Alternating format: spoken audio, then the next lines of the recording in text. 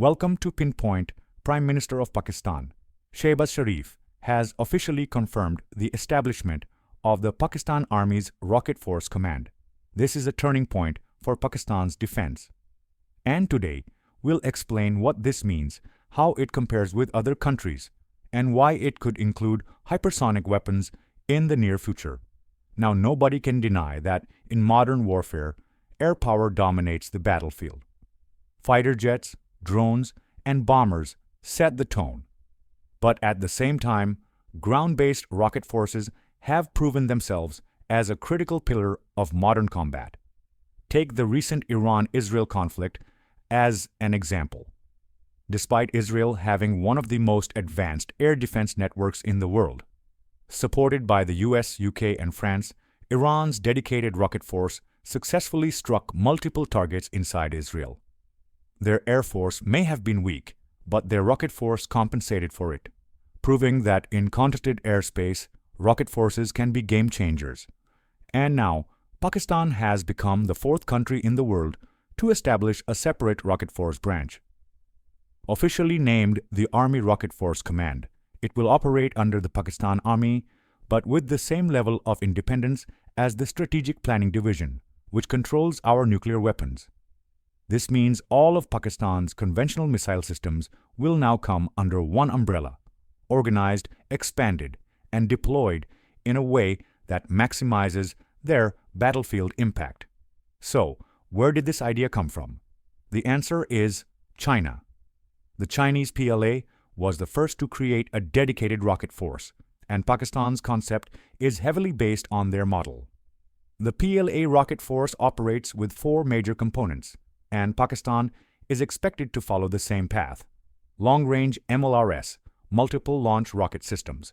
For Pakistan, this includes the Fateh series MLRS.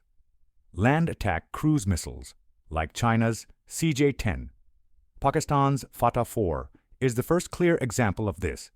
Medium-range ballistic missiles, which can be used conventionally, such as Shaheen-I and Shaheen-2.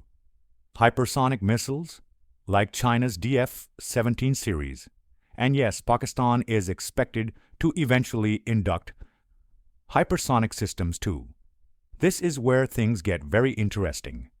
Since Pakistan's rocket force is modeled after China's, it is almost certain that hypersonic glide vehicles or hypersonic cruise missiles will become part of our arsenal.